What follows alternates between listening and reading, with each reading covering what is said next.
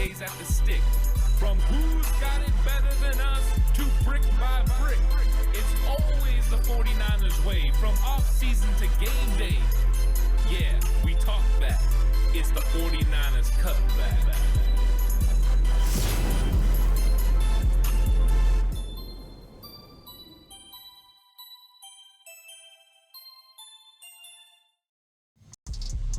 It's 49ers Cutback podcast time. Welcome to the show, everyone. Glad you could come through for this episode about talking cornerbacks depth chart for the San Francisco 49ers. And there was some changeover with pretty much every single position on the 49ers roster. But cornerback had some significant changes as well, where guys who contributed last year have moved on, including probably your best cornerback in Charvarius Ward. Charvarius Ward, of course, there was more than just football reasons for his decision to leave in free agency. 49ers probably couldn't afford to pay him what he was worth anyways, where he got over $20 million on the open market. He went to the Indianapolis Colts, but there was also personal reasons behind that decision as well. We wish Charvarius Ward the best of luck. He's one of the best 49ers. I love the guy. I thought he was a tremendous individual and a really good player. But with that, you were ready to move on from him because you drafted and developed a guy like Deommodore Lenoir. And Lenoir just signed a big deal last year that's going to pay him $18 million per season. So he slides into the number one slot. And with that comes a possible change in direction on how he's used. Because last year, Deommodore Lenoir was used as your number two corner on the outside, but also in sub packages. That's when you go to your nickel dime. He was playing the nickel position, and he was inside guarding the slot receiver. So the 49ers would love to be able to keep Deommodore Lenoir outside. But the only way they're going to be able to do that and to keep him in that number one role as the number one outside corner is they have to have somebody step up on the inside. So they've tried to address it. You know, they went out, they got a couple of free agents. They went ahead and addressed it in the draft as well, getting Upton Stout. Now, is that going to materialize? Don't know. They tried it last year, too. They drafted Renardo Green in the second round, and Renardo Green came in and started at nickel in training camp. They were working him in. They were trying to get him up to speed to play nickel corner so they could play Deommodore Lenoir and Charvarius Ward on the outsides and let Green play the nickel. Didn't translate as well as they were hoping. And this has been one of the crazy things about the 49ers. In 2021, they drafted Deommodore Lenoir to play nickel corner out of Oregon. He wasn't able to figure it out his rookie season. So then the next year, they drafted Samuel Womack. And they put Womack in the nickel, and they moved Deommodore Lenoir to the outside. And Womack was able to impress the 49ers enough that he stepped in and started the first two games of the season.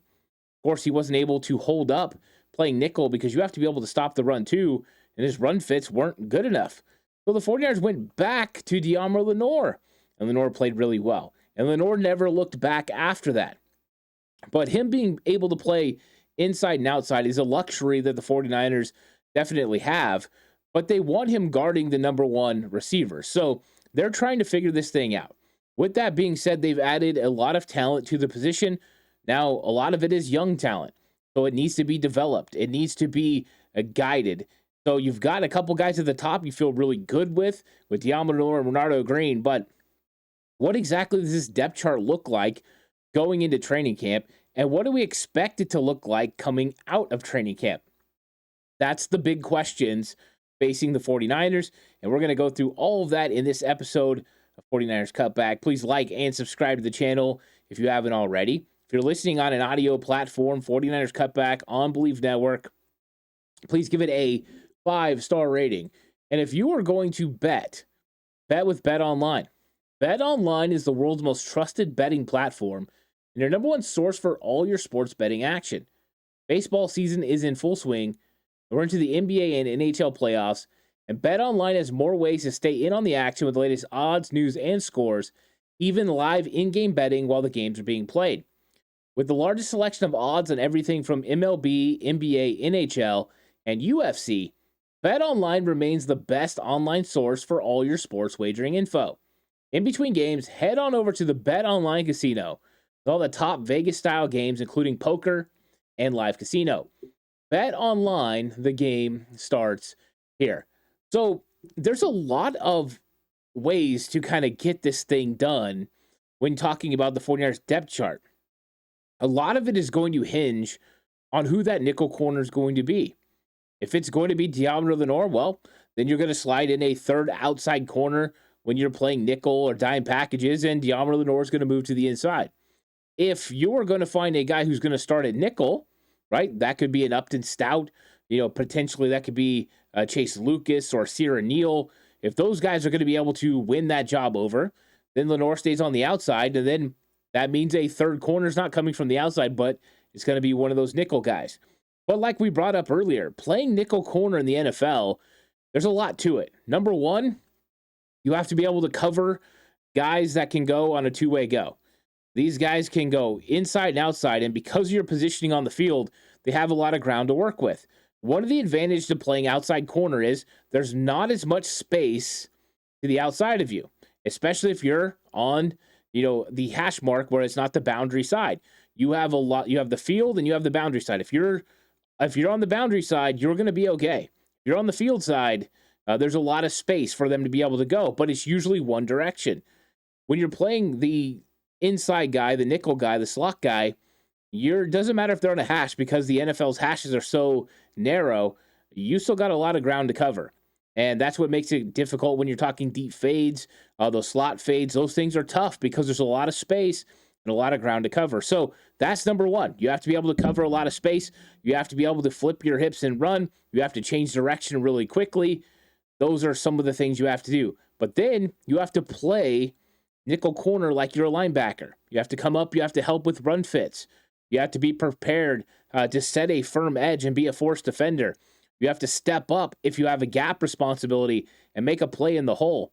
Those are all difficult things, but if the play's going away from you, you might have to make sure you're there for the cutback lane as well. And so your backside pursuit has to be correct.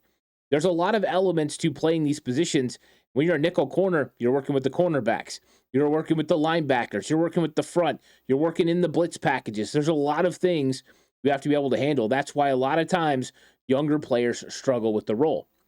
So I firmly believe when we go into training camp, the 49ers initial cornerback group is going to look like this. When you're in your base 4-3, there's only two cornerbacks on the field.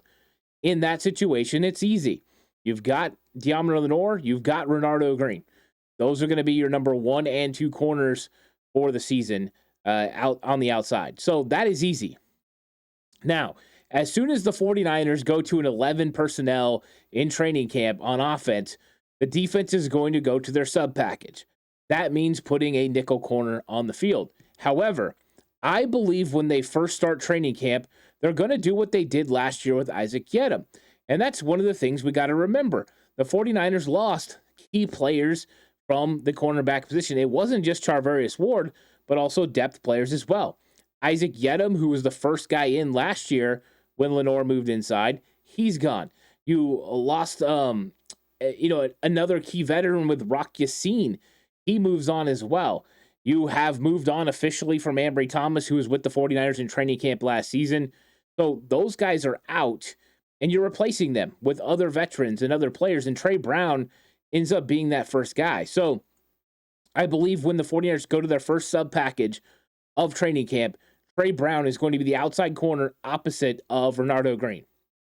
And then I believe Diamond Lenore will go to the inside. And the reason I believe that and why I don't think they're going to go Upton Stout initially is because I've seen this at training camp in years past and how the 49ers handle it. Last year, Renardo Green did not work with the first unit. Same thing happened. When the sub package happened, Lenore moved inside, and then they went to Renardo Green did not go to nickel. They put in Isaac Yedem on the outside. So that is something to remember. Now, as it goes on, Upton Stout will probably get the second team reps at nickel corner. And that's because they want to work him in. So there's going to be opportunity for Upton Stout to play nickel corner in training camp. It's not going to be all Diamond Lenore. Just when you get first team reps, a lot of time it's going to be initially. I do believe they're going to fool around with this a little bit. I think they're going to leave Lenore on the outside sometimes and try to see if one of these guys can play on the inside. Could it be Trey Brown? Could it be Upton Stout? Those are some nickel corners, potentially Saron Neal. are guys who are going to be in the mix to play nickel. So I think that's how it looks early. So I believe that it's Lenore, then it's Renardo Green, then it's Trey Brown if you're talking outside corners. Those are your top three outside corners going into training camp. And so I think that is part of the reason that, Trey Brown will go in first. Then Upton Stout's going to be a big part of that top four cornerback group. The same way Renardo Green got worked in, the same way Sam Womack got worked in, and De'Amaro Lenore, they're going to try to do the same thing. They want to work him in and see what he's got. See if he can be physical. This is going to be important when it comes to, having pads on. Now, they don't tackle to the ground, but just being in the right spot and fits, you can tell. And so that's going to be one of the key elements. The 49ers' perfect scenario, just so everyone is aware, is Upton Stout plays so good that he moves into the nickel role and De'Amaro Lenore stays on the outside. That is a perfect world situation for the 49ers. Renardo Green, De'Amaro Lenore, Upton Stout. Those are the three guys.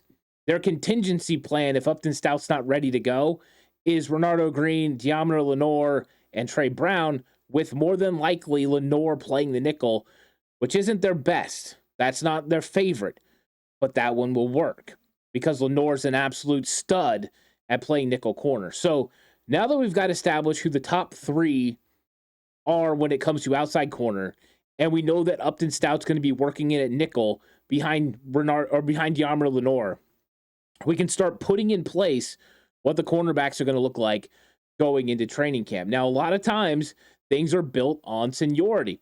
Well, because of the changeover, no Rock Yassin, no Isaac Yedem, one of the big changes is going to be that Darrell Luter Jr. is one of the most veteran cornerbacks on the 49ers. He's been with the 49ers for 2 years now. So I believe Darrell Luter Jr. is going to get an opportunity. He's going to be sliding in there early on in training camp behind Trey Brown.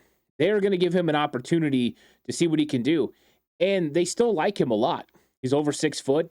He's 200 pounds. He can move. He hasn't been good on special teams and hasn't really gotten any opportunities when it came to playing defense, but he's going to have to stay healthy. This has been one of the things that I think has really hurt Darrell Luter Jr. in his NFL career so far, is every single year there's been something.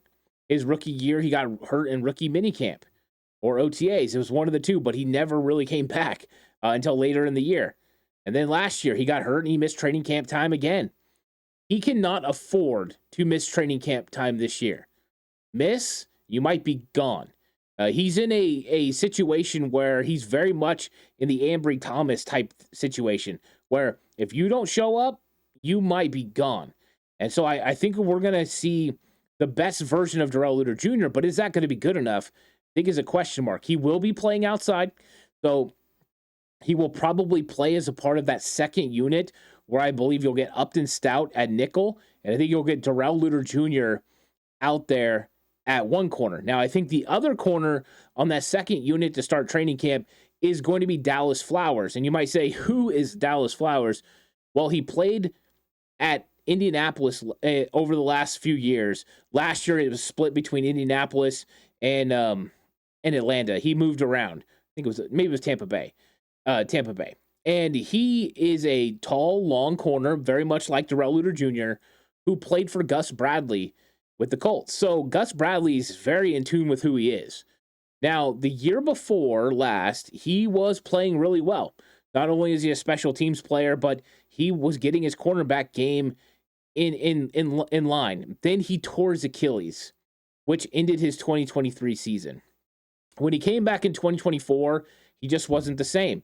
Colts ended up picking up 49ers Sam Womack, and because Flowers wasn't up to speed, he was still dealing with the injury. Womack beat him out. We know Womack had a pretty good season, but Flowers ended up being moved on from. And now he's coming back to Gus Bradley. And anytime there's a tie like this, I like to take into account that player really likes him, right? It was last year Isaac Yedem came in because he had familiarity with the coaching staff.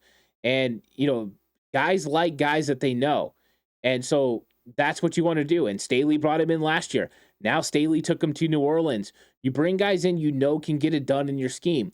And Gus Bradley's doing that with Flowers. So I think Flowers is going to get an opportunity here. So Darrell Luter Jr., Flowers on the outside with Upton Stout on the inside as part of that second unit of cornerbacks as you go into training camp. Now, group 3, this is where I think it gets a little bit more interesting because now there's a competition to see who that third nickel corner is going to be.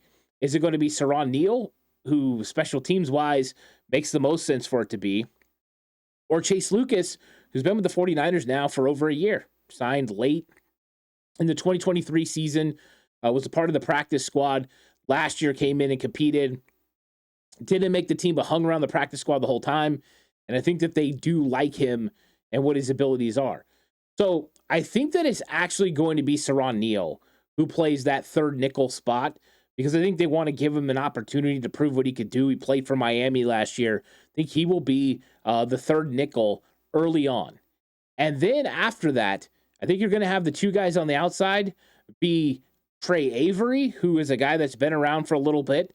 He'll get an opportunity to see what he can do. And then Jacob Robinson, the undrafted free agent from BYU. I think they really like Jacob Robinson, right? Former coach or, coach in passing, basically, when you look up the story of his time at Utah State. But his coach, former coach that was going to coach him at Utah State, is with the 49ers in the secondary. So you've got a chance for him to play there. I think that is that group when you're talking the 3 defensive backs between nickel and corner. So you're going to have Saron Neal as the third nickel. You're going to have Jacob Robinson, and you're going to have Trey Avery as that 2 guys on the outside, leaving 2 cornerbacks, that are going to work their way in with that third group. Number 1 is going to be Chase Lucas, who I talked about earlier. I think that if, everyone could kind of move up, right? If you have a situation where, as far as nickel goes, if Upton Stout starts winning a position, but you carry a lot of corners, you rotate guys around. And I think Chase Lucas is going to have an opportunity to go out there and play some nickel corner. They might even play him some on the outside to see what he can do. Same with Saron Neal. They've got to find out who those guys are that are going to be able to play. Then you have Derek Canteen. And I don't know if you've heard a lot about Derek Canteen, but Derek Canteen was signed after the rookie tryouts. The 49ers brought a lot of players in for tryouts. They ended up signing one of those guys, and his cornerback, Derek Canteen. And you're talking about another big, tall, physical corner who likes to come up and pop people. But he fits the 49ers cover 3, cover 4 scheme with the way that he plays. He's also a guy that makes plays on the football. He gets the ball in his hands. He gets passes deflected. He's physical. He wants to come up and smack you. And he's got some versatility to potentially play some inside and some outside. I even believe if the 49ers want a long-term play, there's a chance Derek Canteen could play safety. So he's an interesting player to see where he ends up. Is he going to be lined up at nickel? Is he going to be lined up at safety? Is he going to be a dime safety potentially? I think that he's someone interesting. They brought him in. Obviously, they liked him enough to give him a chance, but he's going to be at the bottom of this 49ers depth chart to start training camp. And that's what this is. This is the start of training camp, what it's going to look like. Of course, we're going to progress and talk about what we expect this depth chart to look like when the 49ers are coming out of training camp and going into the regular season, because they're going to have to make some hard cuts. They are realistically going to keep 6 cornerbacks. So with them keeping 6, some guys that we really like are going to get cut, because guess what? They are not going to cut De'Amari Lenore. They're not going to cut Renardo Green. They're not going to cut Upton Stout. Now, I would say that there's nobody else that's off limits to be cut. But those 3 guys for sure. I mean, De'Amari Lenore is your number 1 corner. Renardo Green had such a great year last year. You're expecting him to take even bigger strides, which is going to make a huge impact on this 49ers team, because Renardo Green was stingy last year. Renardo Green was in great position in coverage pretty much all year long. He did not get beat consistently. Every once in a while, somebody would get him. But I think the 49ers are very pumped with the fact they're going to be able to build off these 2 guys together. They have at least De'Amari Lenore and Renardo Green together for the next 3 seasons, right? 2 years from now, they can deal with a contract potential extension of Renardo Green. And let's hope that that is something they have to work on and something they have to deal with. That would mean Renardo Green is still playing at that level. But the fact that they feel like they can match up with two of your wide receivers and feel pretty comfortable about coverage is a good sign. So those two guys are a lock. The reason Upton Stout's a lock is he's a third-round pick. You're not giving up on a third-round pick this early. Shoot, all you have to do is look at the 49ers and Ambry Thomas, and they didn't give up on that third-round pick for a long time. In fact, it took basically his entire contract to give up on him. So we know that Upton Stout's going to be a part of this team. That is also the preferred starting lineup when the 49ers go into game 1 versus Seattle. Now, I'm not saying that's going to be. I'll let you know what I think the starting lineup is going to be in just a bit, because I want to continue to build out this depth chart. Now that we've got three spots left between a host of players. You've still got Trey Brown. You've got Darrell Luter Jr., who you drafted in the 5th round. You got Dallas Flowers, who comes over, a Gus Bradley guy. So those guys all make sense. You got Trey Avery, who's more of a journeyman guy. I think that he's got a tough, a sled ahead of him to be able to make this team. You got Jacob Robinson at a BYU that they're huge on, an undrafted free agent. Derek Canteen, another undrafted free agent. The special teams ace in Saron Neal, who his special teams might help him make this roster. And then, of course, Chase Lucas. So those are the players that are in the mix. You've got 1, 2, 3, 4, 5, 6, 7, 8 players up for 3 spots. That's ridiculous. Maybe the 49ers keep 7. I don't know. But either way, this is going to be a crazy competition. I think that Trey Brown is going to make this team. I think Trey Brown is going to be the 4th cornerback, or actually 3 right now, with Upton Stout being 4. So I got Demo, Renardo, Trey Brown, and then Upton Stout. That's the linebacker depth chart so far. So now you've got 2 spots. You feel like you have 2 nickel corners because you have Upton Stout and you have Deommodore Lenoir. So you're not held to keeping more than. And we've seen the 49ers do this kind of last year where they had Renardo Green, they had Deommodore Lenoir. They didn't really have to keep nickel corners if they didn't want to, because they have versatile players. So the question is going to come down to a couple of things. You have young players, you have your special teams player, and then you have, a couple of guys battling it out. How good is Dallas Flowers going to be coming off his Achilles? I think that's a question mark. So right now, I'm going to go ahead, even though I have this sneaky suspicion that Dallas Flowers is going to outplay Darrell Luter Jr. I do. I think I'm going to put Dallas Flowers ahead of Darrell Luter Jr. and say that he is going to be the 5th cornerback for the 49ers. Now, I think they're going to keep one more. And this is where it gets scary. So I'm going to say Derek Canteen doesn't make this team, but he has a real good shot of being on the practice squad. I think Trey Avery doesn't make this team, and I think he's just gone. I think Chase Lucas doesn't make this team, but he has a good shot to be on the 49ers practice squad as another nickel corner. I think this last position comes down to Saron Neal and Jacob Robinson. And I think the 49ers would love to be able to keep both guys. But I don't know how, when constructing a roster, and this isn't a 53-man roster prediction. I haven't got into that yet. With building this roster out, I don't know which one is going to have more upside. Now, Saron Neal is a better special teams player. That's hands down, because we don't know Jacob Robinson, what he's going to do coming from college at BYU to coming to the 49ers and being able to play.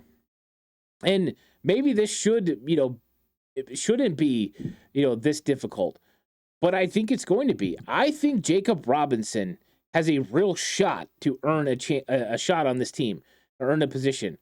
There's not very many undrafted free agents that I have a belief in that can come in and make this roster. There's a few positions. I do have a lot of belief in Jacob Robinson. I like him. In fact, I like both undrafted free agent corners the Niners have, Jacob Robinson and Derek Canteen. I just think that Robinson's a little bit more sticky. I think he's going to have good coverage. Now, the only reason that I think the 49ers might go the veteran route is we've seen this happen before. The 49ers elected to not keep a guy like Quantrez Knight and went a different direction. But then again, We've seen him keep a guy like Emmanuel Mosley, who was an undrafted free agent. So this one I'm really torn. And I think the 49ers want to keep both guys in Saron Neal, and they want to keep Jacob Robinson. But what I'm going to do is I'm going to put those guys even right now in the depth chart going into the season and see how the 49ers let this thing play out. Maybe there's a position they don't keep as many guys. Maybe there's an open roster spot that they decide, hey, we're not going to keep 3 quarterbacks. We don't have to. We're going to keep somebody on the practice squad. You could do that. Maybe they're going to open up a roster spot here or there that they could keep an extra cornerback. Do you think it's going to come down to 6? But I think it's going to be hard to figure out. And I am not crazy enough to say that me not watching training camp yet, that I'm going to, or preseason, I'm going to be able to say, oh yeah, Saron Neal over Jacob Robinson. I do think Saron Neal has an advantage. I do. But I think Jacob Robinson is going to be fun. And, it all could go a different way, right? I mean, Dallas Flowers could be off this team. I could be wrong about him. I just have a sneaky suspicion with how well he was playing in the system in Indianapolis. I think he's kind of flying under the radar because he does have special teams advantage as well. And this is one of the interesting things about those guys down there is Saron Neal, special teams ace. Dallas Flowers, another special teams guy who kick returns. He had a touchdown for Indianapolis as a kick returner. That's another element he could help the 49ers. So that might help him make the team. And then Jacob Robinson talked about the fact he's going to have to be really good on special teams because he knows that's an avenue to make the team. The guy who's not very good on special teams, Darrell Luter Jr. Could Darrell Luter Jr. be the odd man out? I think if you were looking at this roster right now, I think there's, you got your locks, right? Demo, Renardo, Upton, and I think Trey Brown. I think everyone else, you could kind of look at him as like, these dudes are on the bubble. This is going to be a tight race. I'm excited about the cornerback position because I think that there are some real talent. I think there's some guys that give you some options, and I want to see how they perform. But I really want to see these young guys step up. I want to see Darrell Luter Jr. play well. I want to see Upton Stout, Jacob Robinson, Derek Canteen. I want to see them all show up and show out. That's the best situation for the 49ers is all the young cats coming in and playing because then you have, for the undrafted free agents, 3 years of control. But you have these guys you can bring in that can replenish this cornerback room. But this is one of the tougher rooms to figure out. They need some guys to hit if they're going to be a really good team.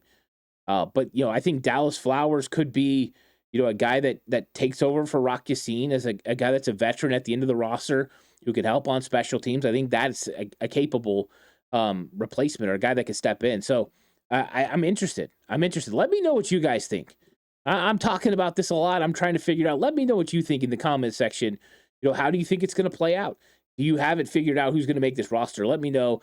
I'm still working towards my pre-training camp 53-man roster prediction, but I'm not there, not even close. And the way the 49ers are adding players to the roster, it's probably, going to look a lot different by the time we get there.